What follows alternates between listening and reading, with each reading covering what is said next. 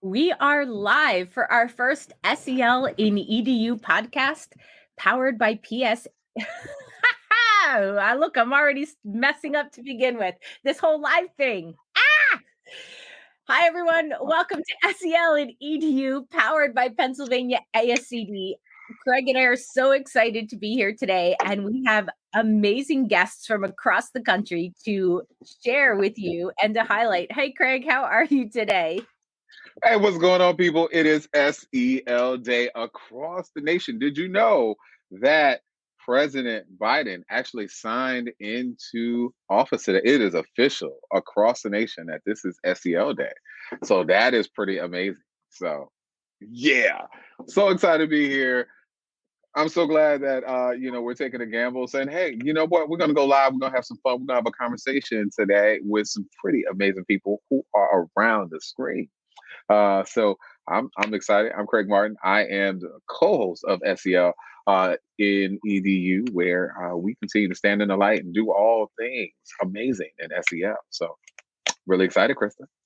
Yes, so am I. And so we have three amazing guests with us. And oh my goodness, I cannot speak today, friends.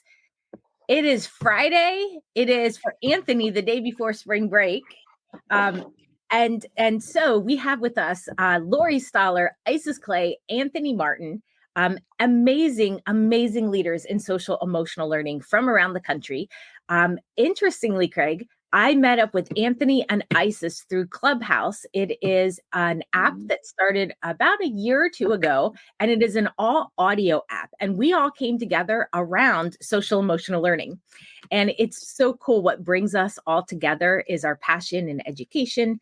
And just to remind our audience and our listeners out there that I just realized I met you and Lori on the same day in 2012 when we were introduced to ASCD. And so I am going to ask Lori to introduce herself and some of her background, and then we'll go on to Anthony and then to Ayesis. And then Craig, I know you have some awesome questions for us to discuss today.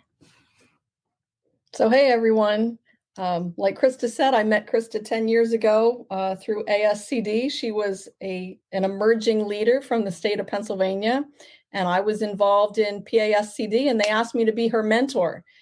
So little did we know how our paths would cross over the past 10 years. I'm a retired educator after 35 years in the state of Pennsylvania, but I'm still working and consulting, doing a lot of SEL work with Krista herself, and actually out in schools and working with teachers as well. So it's been a great 35 years and a great 10 with Krista, and we'll see where the next 10 go.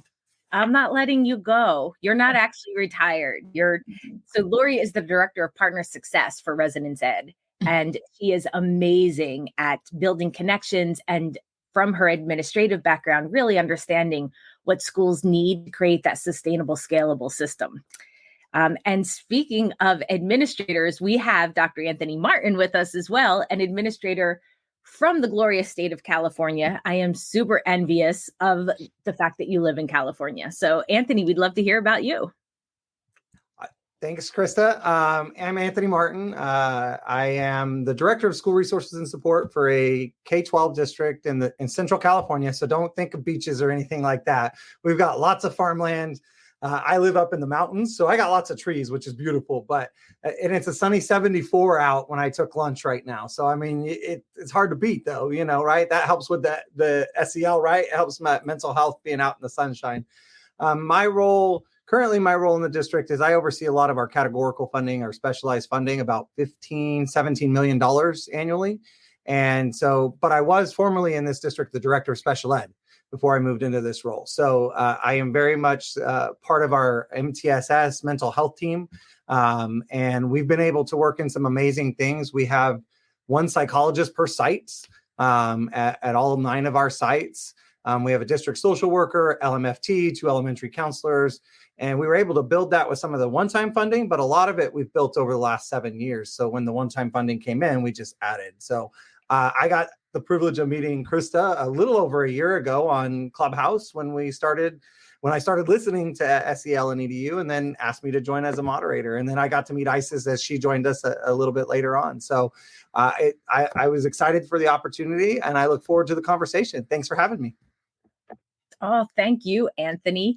And I loved how you were always showing up and you were willing to just open up and share your experiences. And so you added so much value as a moderator. So thank you. We're excited to get a chance to talk with you again today. And we have Ayesis Clay. Ayesis, you also were coming into SEL and EDU, and I was just really drawn to the fact that you integrate so seamlessly SEL and the arts. And then you did a one-person show called Mother of Unicorns, and I was just totally enthralled by the entire thing because you were able to articulate what it is like to connect with high school students as a young teacher. And so we'd love to have you unmute and to talk about you. Yeah. Hi, everyone. I am Ayesis Clay, and I am the CEO and founder of Sculpted Clay Productions, which is an organization that really empowers educators in schools, really, to utilize creativity as a catalyst for change, and to really support social and emotional wellness for everyone on campus. My background, I was a teacher, a theater teacher for 17 years. I started with the Maryland Department of Juvenile Services. I live right outside of Washington, D.C. So I started with the Maryland Department of Juvenile Services. That's what it's called now. And then I went to what I thought was the opposite side of the spectrum, which was a performing arts high school here right outside of, again, DC.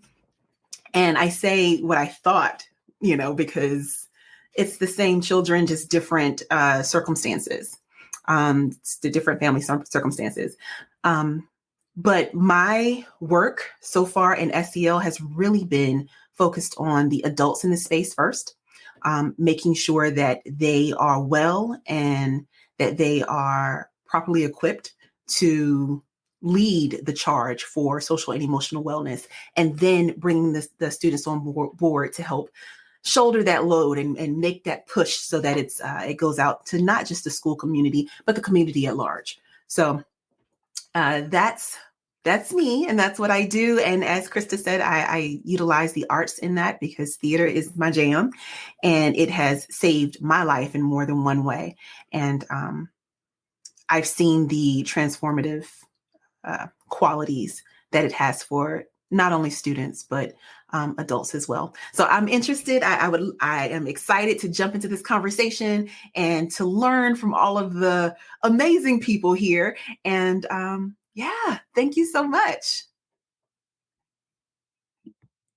Thank you. And so I think I had mentioned earlier that Craig sent me a message this week and is like, it's SEL Day, let's go live. Here are some questions that kick us off. And I said, let's do this because I will follow Craig anywhere. So Craig, do you want to kick us off? Oh, that's that's quite the statement, Krista. Well, it has been quite the day. It has been an incredible day. I'm here in Boston. Started the day off with our young people in assembly. So I'm a school leader for a K-1 through 8 charter community here in Boston and Roxbury. And we started our day off with how can you fill someone's bucket? Are you a bucket filler or a bucket dipper? And there was a really great reading of it and having young people and adults talk about how are you demonstrating empathy and agency, and how are you, being a good friend and building relationships. And so you had this really rich conversation that was happening among young people. I'm kind of closing out the day with you all, but right now in this space, we have young people who are dancing and really kind of just allowing movement to do its own thing. And it's incredibly powerful.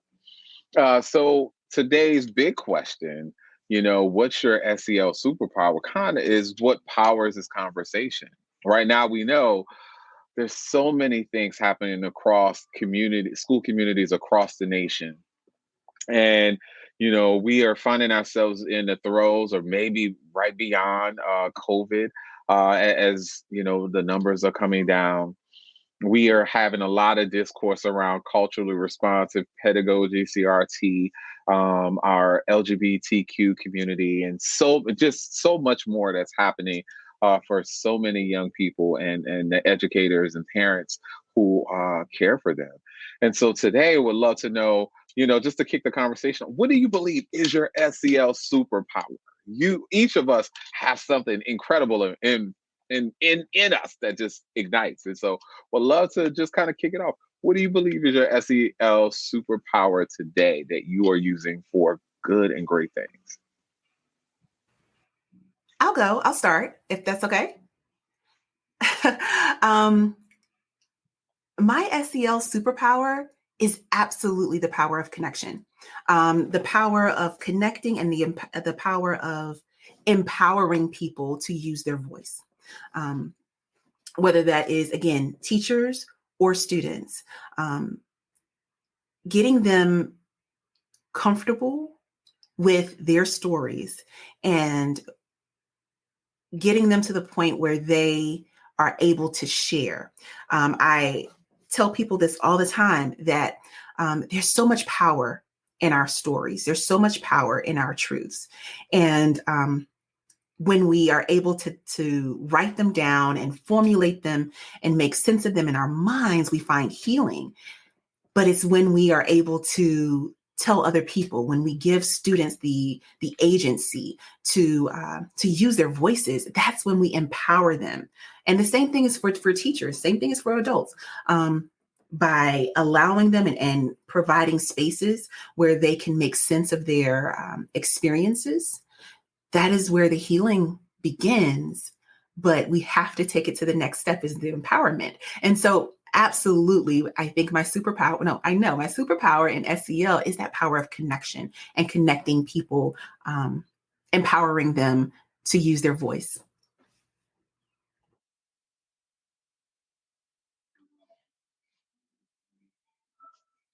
Anyone else want to jump in? I'll jump in next if you're good with that. So for me, I think specifically in SEL, relationships. When I came to my district, the first thing that I did was really spend the first year building relationships with my colleagues across the district, because without that trust, without that ability to know that person, there's not that ability to work together as well. And so with that, I really worked hard to make sure that I built that trust and those personal relationships that I built across the district with our staff to help support them so they know they can come to me when there's a need. For my district, I would say my SEL superpower is finding money. I know that sounds funny, but in order for us to be able to support our students, we have to have the resources. And in my role, I see it as a giant puzzle. How can I get the most money to work together in order to support our students and get the resources such as our psychologists, the LMFTs, all these practitioners. But then on top of that, working with the principals at our sites to make sure that they know the importance of SEL. And it's not just one more thing. We need to have this first before we can move on to the academics. And so I think between the relationships and the ability to find money in places where other people can't, I think that's my superpower for my district, because I think it's allowed for my students in Burton, my district, to be able to access resources during the pandemic and moving forward that they wouldn't have otherwise. And so for me, that would be mine. So thanks for giving me a chance to share. Craig, I'm noticing a pattern here. Connections and relationships. I think we're all person. How do you? We're all people persons. Is that right? I think educators have to be people persons. We have to like kids to start with to get into this field, and then I think we see the importance of those relationships and building those relationships with our students, with our families, and with our colleagues and the community. So I think that's probably something we all have in common, is that relationship skill and knowing the importance of building those connections. I think that's pretty awesome and very powerful, Lord. What do you, Krista, what's your superpower? I know you have several, so I'm just kind of curious. Which one are you going to elevate for us today? Well, it's funny because I was just about to ask Lori that because she was noticing the connections and I did too, but I don't think she quite named her superpower yet. And I'm really interested in hearing Lori's, what is your, when you think about social emotional, because I think you have a ton of superpowers. And this is, and I am grateful for them every single day. And so I'd love to hear from your perspective. Well, I know what Krista's referring to. She's referring to like this obsession with detail and organization because she appreciates that. But I still think it still goes back to connections and relationships and working with people. I'm not one that would have been happy sitting in a cubicle all day. I really wanted to be out. Even when I was in district office, you wouldn't have found me in my office. I was out in the classroom. I was in the schools. I was, meeting with the children and the administrators, because it's that human connection that really makes the world go round. So I'd like to think that that's one of my superpowers, Krista. I would definitely agree. And yes, while I love and definitely appreciate your planning and goal setting and being able to help funnel my squirrelness into a path, I do think that you do enjoy connecting and being out and learning from people. And my first experience with you those 10 years ago was at the conference.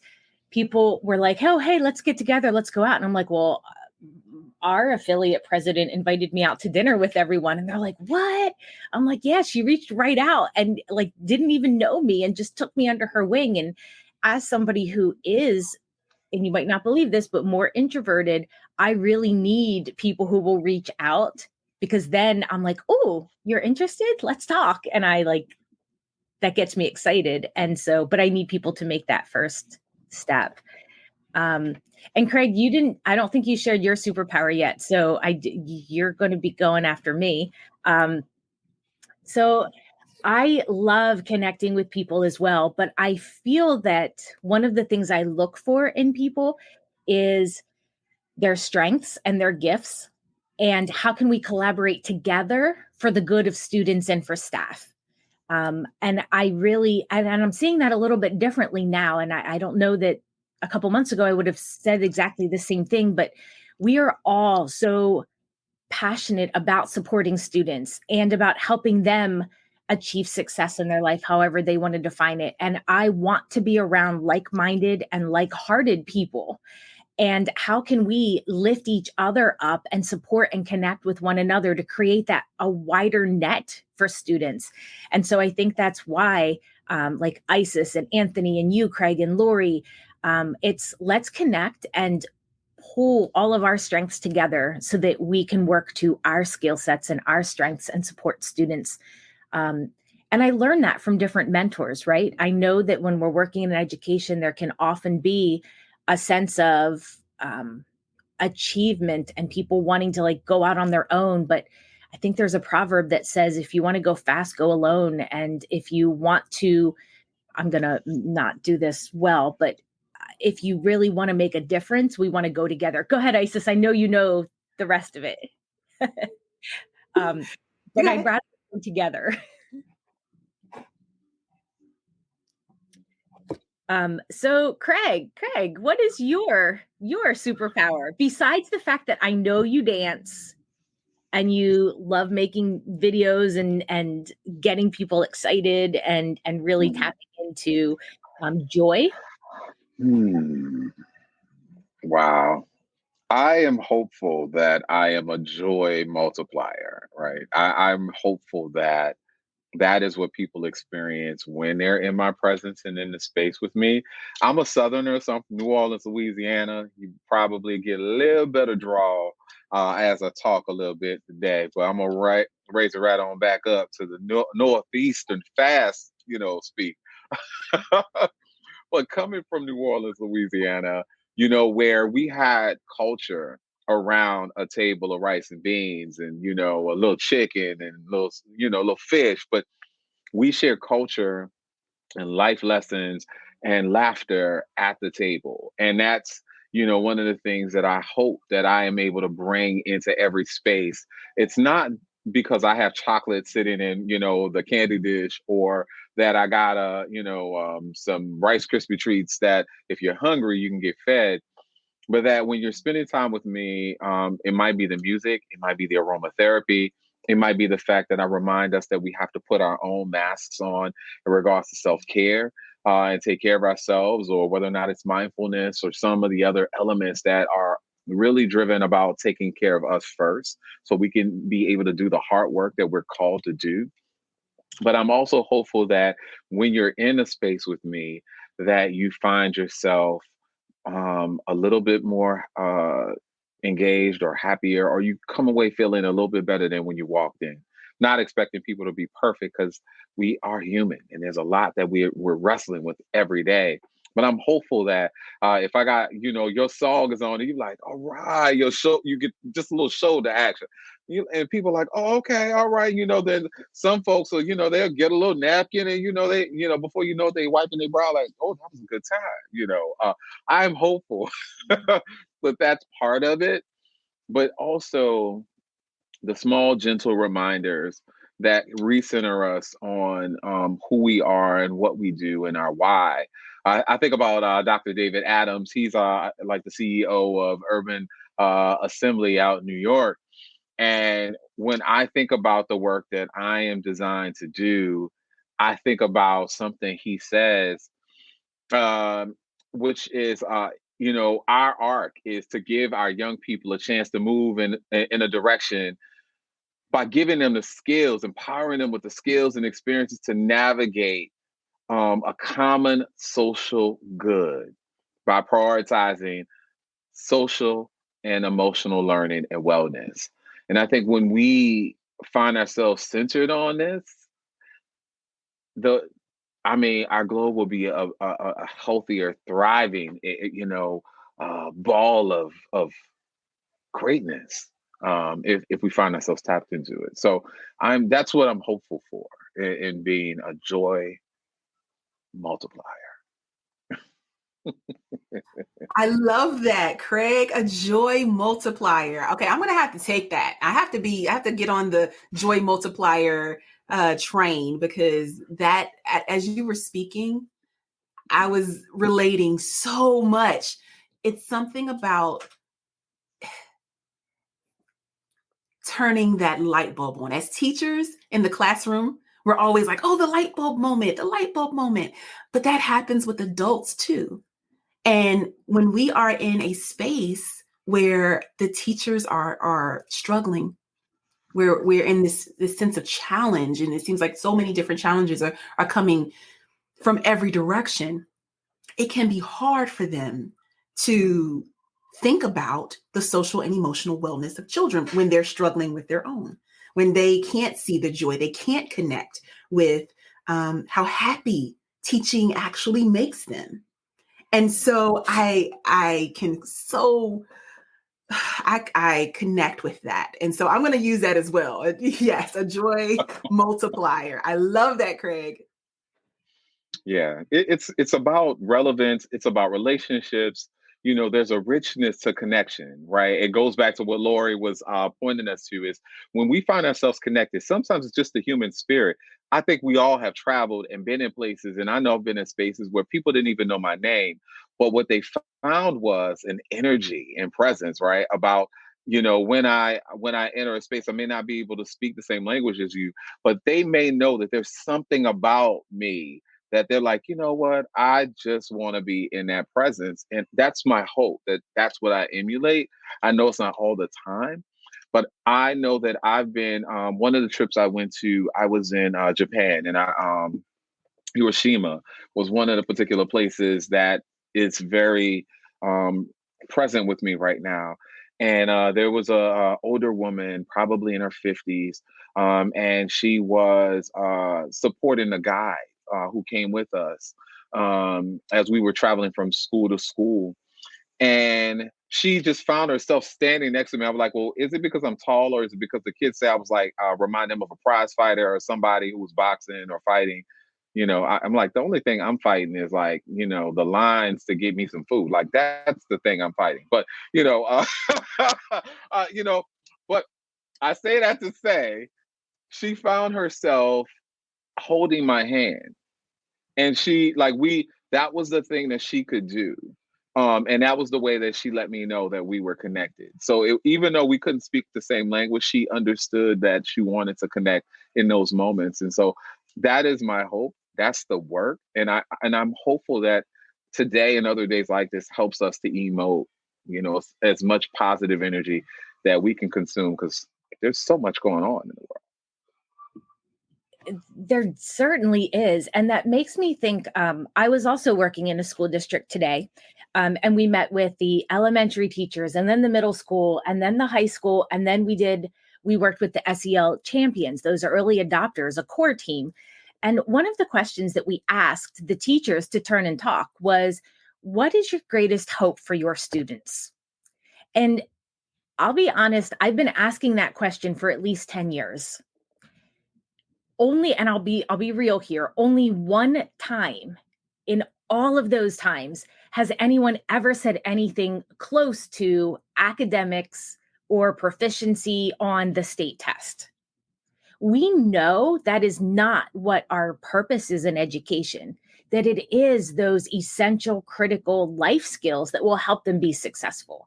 And that it's not the quote, soft, touchy feely skills, or somebody told me the other day, the non-cognitive skills. I'm like, no, cognition's a part of it. I mean, Lori, you and I talk about the goal setting and the planning and being curious and analyzing information. Those are all part of SEL. And so how do you all, working with staff and with students, help keep that light on SEL daily amidst a time in education where it's, what are our students? Our students are falling behind and we need to keep up with them. And they have lost some time in socialization. And when I think of SEL, I think of it like it's a pair of glasses that I wear. I look at the world through the lens of the 5 SEL competencies. And so I would love to hear how you work with your educators and your students to really help put that focus on SEL as part of who they are and what they do, so that it moves beyond a day.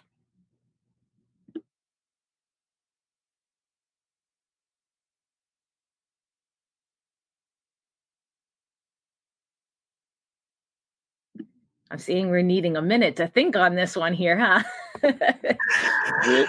Here Krista go, asking these big, hard questions here now. It's usually you, Craig, asking the big, hard, deep questions. And I'm like, oh, dang, that was good. Krista, you used that phrase that we often use when we're out working with teachers, that SEL is who you are and what you do every day. And I think that's how we draw teachers back to their core values and who they are and why they got into this profession in the first place.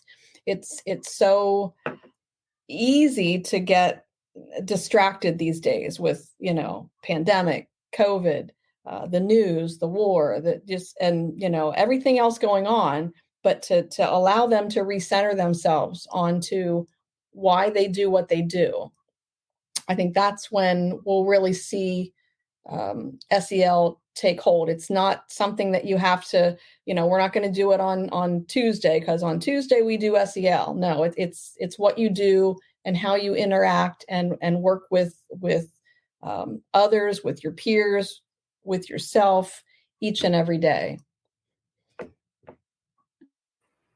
I agree, Lori. And I was kind of playing double dutch because I didn't want to, I started off answering last time. I don't want to dominate the conversation, but I absolutely agree, Lori. It has to be embedded in teachers'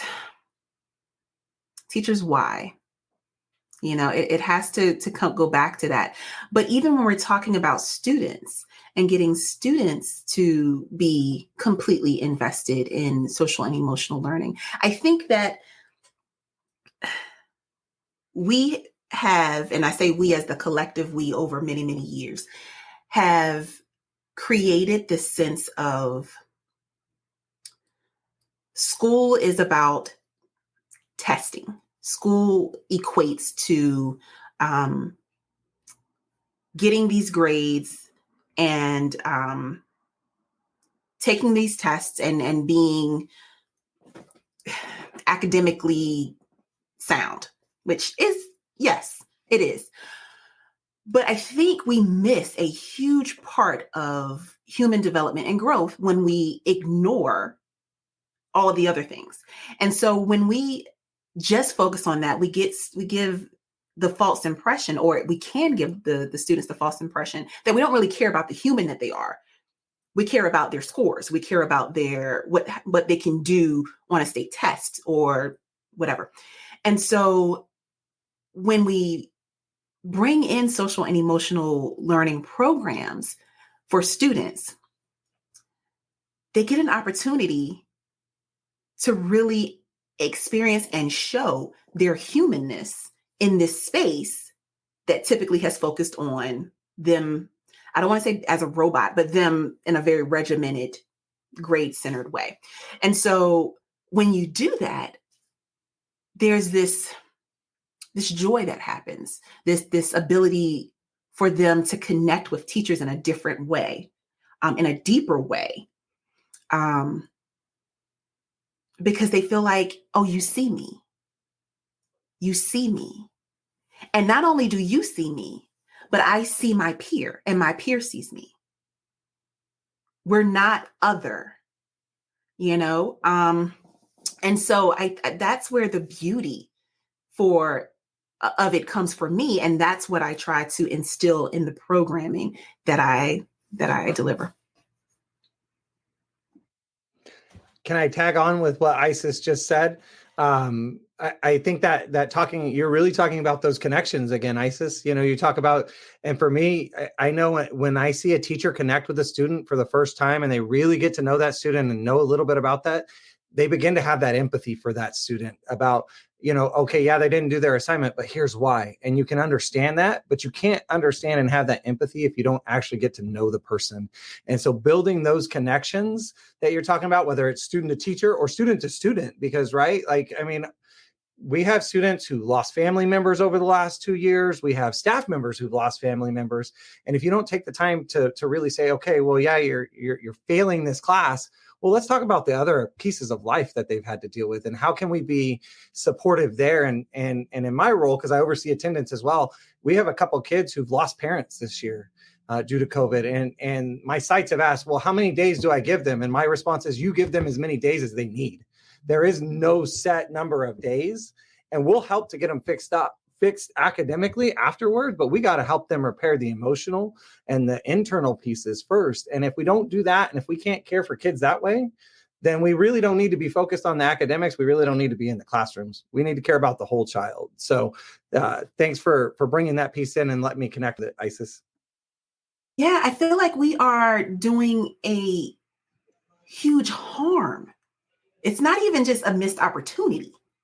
We're doing harm when we don't allow these opportunities for connection, and when we don't actually see the humanness in the child, and also the humanness in the educator, which, you know, those are two, two things, like a two-pronged approach to SEL. And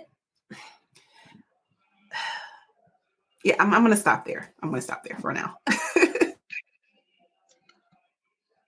I got the church rock. I got just like I'm sitting. I'm sorry, Anthony. You just got me sitting up here from side to side because Ayesis, you talked about the why.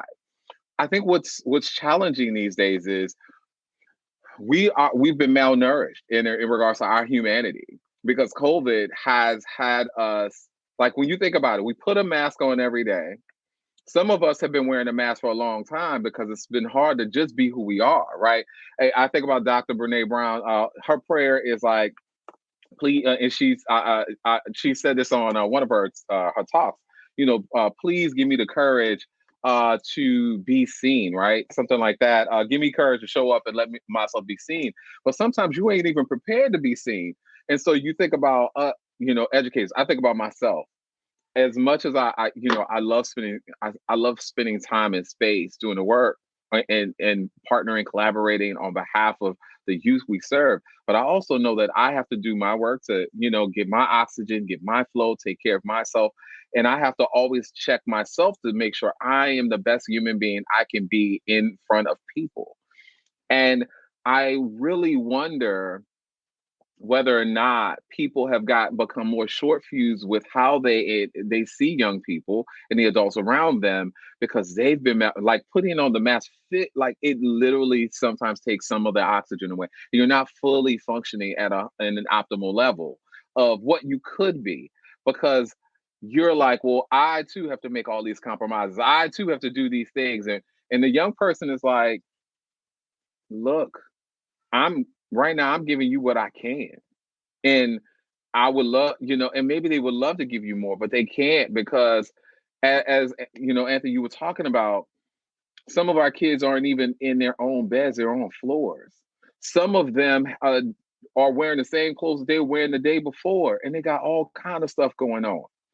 And some kids haven't even seen their parents in 48 hours, 72 hours, 2 weeks, 2 years, 2 decades, because life has happened to them. But we are expecting them to come in ready for education, ready for that morning meeting. And the first thing you can say to them is, I see you.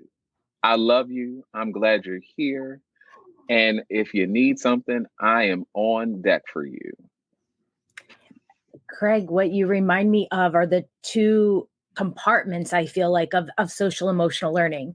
There is the intrapersonal competencies, the self-awareness and self-management, and knowing who I am and my willingness to stand in my truth, and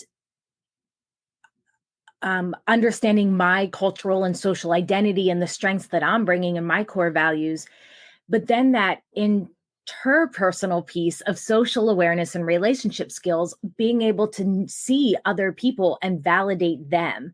And that's what made me think, Anthony, too, when you were talking about how, and Isis, like we all want to be seen for who we are.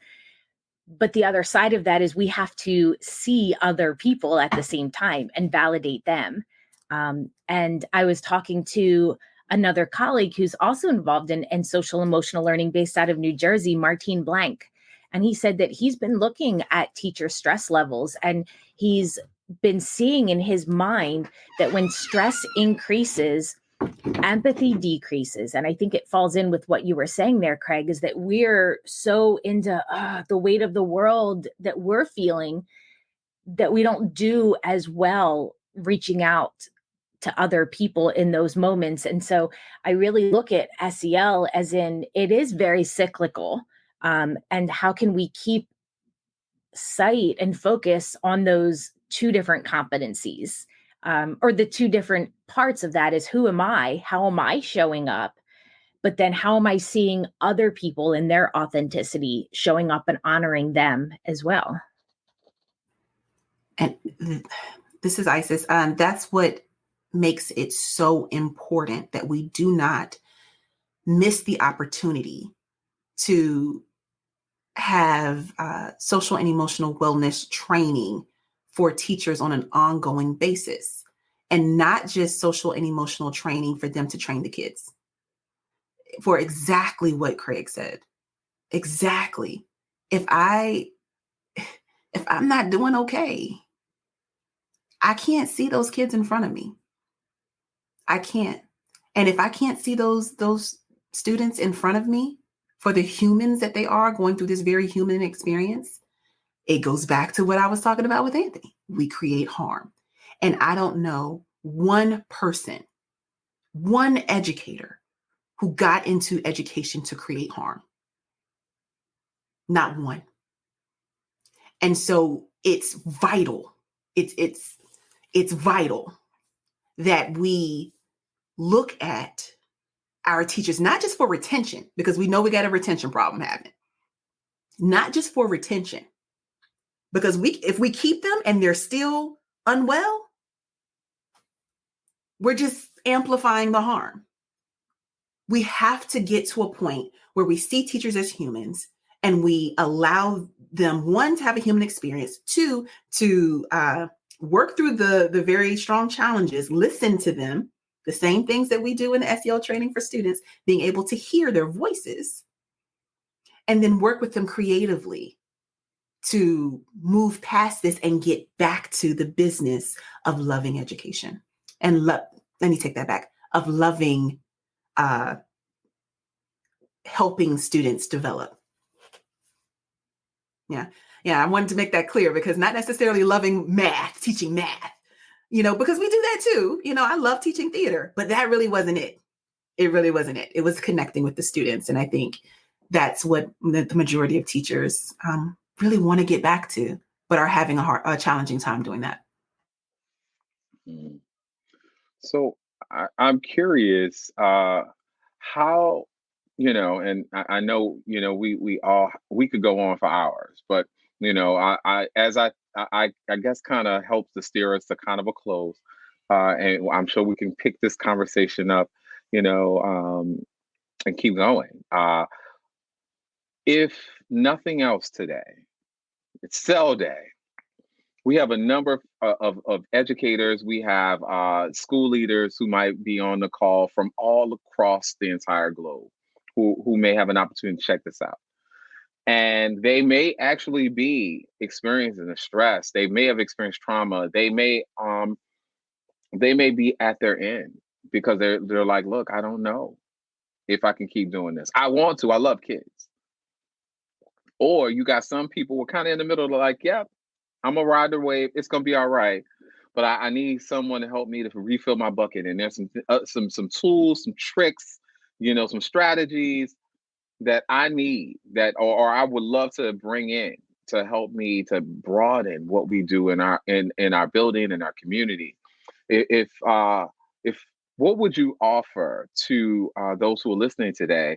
That could be a set of tools, or strategies, or resources, or approaches that they could tap into to help them broaden their SEL toolkit, whether or not it's for themselves, for other educators that they're working with, or for the youth and families that they may be serving. I would love to jump in on this to give people a moment to think, because as you're talking, Craig, one of the things that I have loved about the circles that I am really blessed and fortunate to have, and the connections that I have, is that they lift me up. I'll admit, y'all, I was tired today. I came home, I took like a 20-minute nap. Lori knows me. I give everything I have when I'm working in front of a group of people, and I crash. And we got on with Craig, and I love Craig because I can be real with him too. And I'm like, I'm struggling a little bit. And then Lori popped on, and then Anthony popped on, and Isis came on, and I'm feeling like I'm having this amazing day. Like it was a good day, but I was tired. But the energy and knowing that you're also passionate too, and that we share such similar values, that lifts me up. And so people will be like, oh, why are you doing more work? Why do you want to go to a conference? It's a weekend. Like, find your passion and your passion people. Like Lori said, we're people persons, but we want to find people who are like us, right? Because I felt my energy switch the moment that the three of you got on. And I know talking to Craig is like that, but I'm like, and so I would recommend finding your people, your passion people, and keep them close and hold on to them. And I understand we might not be able to connect all the time. Like Anthony, I know that we've, connected on social media sometimes, but I miss our SEL and EDU weekly talks. And I'm just so happy to see you and get a chance to talk to you and reconnect again. And so I know we're having Isis back on the podcast in a couple weeks. Anthony, I'm going to be reaching out to you too. I know you've been super busy, but I know we've got some great things to talk about. So my advice would be to just surround yourself with like-minded, passionate people. I'll jump in. Again, the majority of my work right now is focused on the educator themselves. And I would say really digging into the self-awareness competency. And one of the ways that has worked for me, Krista, you alluded to it, or you talked about it in the beginning, was writing a memoir, was writing. And I'm not necessarily suggesting that everyone write a memoir, but it can be so illuminating personally when you take the time to sit down and write down all of the most memorable moments that you've had as an educator, the good, the bad, the ugly, right? Taking a look at your journey and how not only has it affected you and your growth, but looking at all of the lives that you've influenced. That alone provides this sense of purpose and accomplishment. And again, sometimes we can not see the forest for the trees because the trees are huge in front of us. But when we take a moment to actually look at our journeys and write them out, not just think about them, but literally put them black and white on paper, you begin to see patterns of greatness within you, but also begin to understand your own emotions and how you deal with them throughout the course of your journey as a teacher. That's one of the things that I do with individual educators. I take them on this journey of creating memoirs, mini memoirs, not like their life story, but mini memoirs about their teaching journey. And it's been so healing, so healing. So that's where I would say start for educators. But I also think that there's something to be said about using the same process with young people, the same process of introspection through writing, through creative means, whether it's,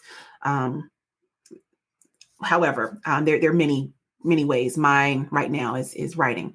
So yeah, that's what I would say. So that, I feel like that's a perfect segue because Krista, you took mine to begin with. For me, I've got two other people in my district who are super passionate about SEL, and I got to spend the morning with them today, and that really charges and refills my buckets. But it's interesting, Isis, that you talk about writing and reflection, because over the last month or so, my wife has encouraged me to get back into writing the book that I had started a year and a half ago, which is My Journey to Understanding Privilege and Bias. And it's really, it's almost like a memoir of how I've grown up and how that's impacted me as an educator, and then those unconscious biases. But along those lines, I've started to work on an educator refinding your why journal. And it's going to be like 60 days worth of prompts. And so I haven't gone through and done them all myself, but as I've been finding them and reworking them, I've found myself finding my why and getting recharged again. Because I'll be honest, these last few months have been rough, and as I know for many people have. And so having those, like Krista said, those core group of people, I know if I'm down, they know when I'm down. I don't even have to talk with them, and they're like, something's off with Anthony, and I'll get a random text message, and it's like, how did you know that? How did you know I needed that today? But having those people in my life has been critical, especially the last 2 years in the environment we've been in and the struggles in the school. But even as looking through those questions, not even writing it out, but what was your happiest moment today with kids? That's one of the ones I found. Or what is your greatest teaching moment ever?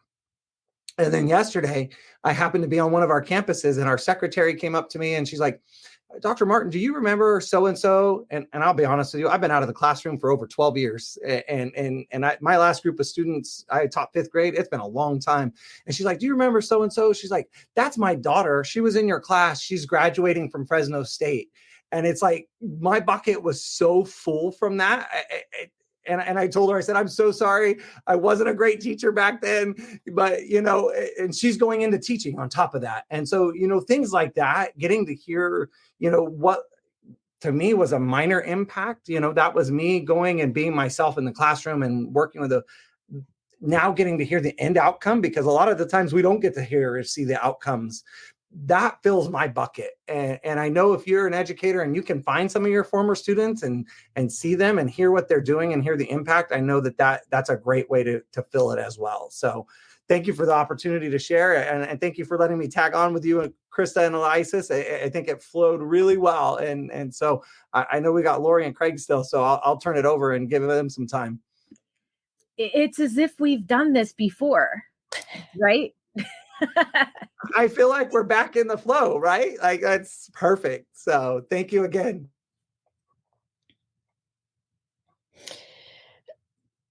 I think that the reflection that that both Anthony and Ayesis referred to, and really looking down at our why and why we do what we do, is so important. And it sort of ties in with what I wanted to say, which is, we can get caught up in all the negativity, or we can choose to see the good. And personally, that's something that I've just been trying to do lately, is just when there's a situation or you're encountering someone who maybe isn't positive, stop and see the good, because I know that at the core there's goodness in everything. So we need to stop and choose our attitude, shift our perspective, and look for the positives, the joy spotting, if you will, right, Craig, so that we can move in a positive and a forward direction, rather than getting and allowing ourselves to get mired in all the negativity and the things that can bring us down. So I think a lot of times it comes down to that personal choice of how we approach a situation.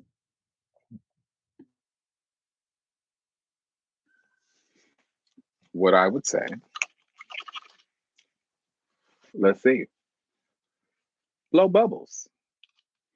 I'm not getting a lot because it's tired, but blow some bubbles. I'm like, what is that great thing he's whipping around? I know it is a bubble. It's just bubblicious. Just go for it. Just bubbles. Go for it. I'm just saying, blow you some bubbles. Like, just find something that is your thing. Like, get the 3-year-old who ran around with a cake. Like, do it. People will think you crazy. They will if you go outside. Like, but if you stay inside, it's cute. It's for you. I would say, whatever it is, start with you first. Do the pulse check. Have some fun. Breathe. Do a Wordle. Find you a tool that helps you to do whatever. Like, get your whatever it is that helps to get you centered. I start with that. Humor is such a great tool. I know, for just bringing stuff down. And if nothing else, giving back, generosity, pushing yourself to say, something as simple as sending someone a note that says, hey, I appreciate you, or, putting a little candy, in someone's hand or something like that. The ladies at the church did that. And you thought, why are they putting a little strawberry candy in there? Because maybe your breath was a little different, but they loved you. So I would just say, do something that can add joy to someone else's life, and I think you'll be on your way. I love that. I love that. Yes, and we need to connect with playing more. Yes, we need to connect with adult play more. When you brought out those bubbles, you cannot be sad when you're blowing bubbles. I mean, you can't. It's physically impossible. It's a science thing. So, can I share? Somebody once said to me, if when you're older, and even with the high school kids, you don't want to call it play, call it full engagement. Because when you are laughing, you are focused on something that is bringing joy into your life. And that is like the having somebody laugh is the ultimate connector piece. Yeah. And speaking of connector pieces, we got some connection things, little gratitudes and thank you. So you get an SEL and EDU sticker, and you get an SEL and EDU sticker, and you get one. It's not as cool as bubbles, although maybe I'll send you some bubbles as well, so that you'll remember. Maybe I'll put the sticker on the bubble container. Hashtag bubbles matter. Yes. I don't know. Break bread and bubbles. I don't know. Like, we'll come up with something. It has been such a pleasure chatting with all of you. I miss you all so much. And we need to look into getting this be part of a regular, like every couple weeks, every couple months. Because there is something to be said about being able to see you all and not just hearing your voice, right? I do have to say that. So we just want to thank you for your time and being here and for just sharing so vulnerably with such authenticity who you are and the dedication and the passion that you have for educators and for serving students. We end with a very special look at you, Craig. Yes, it is your sentence, your phrase. And just a reminder that we are powered by Pennsylvania ASCD, and in collaboration with Massachusetts ASCD makes us possible. And Craig, why don't you wrap us up? It has been an incredible opportunity to connect with each of you, heart, mind, and spirit. Thank you so much for being who you are and what you will be to the world. For all of those out in the world, we love and adore you. We hope you'll join us on the podcast, and we'll have some engagements like this from time to time, just to keep us connected, because I believe that will do some really great good for the world. So I am going to send you all with tons of love, and I am hopeful that we each stand in the light. Y'all take care.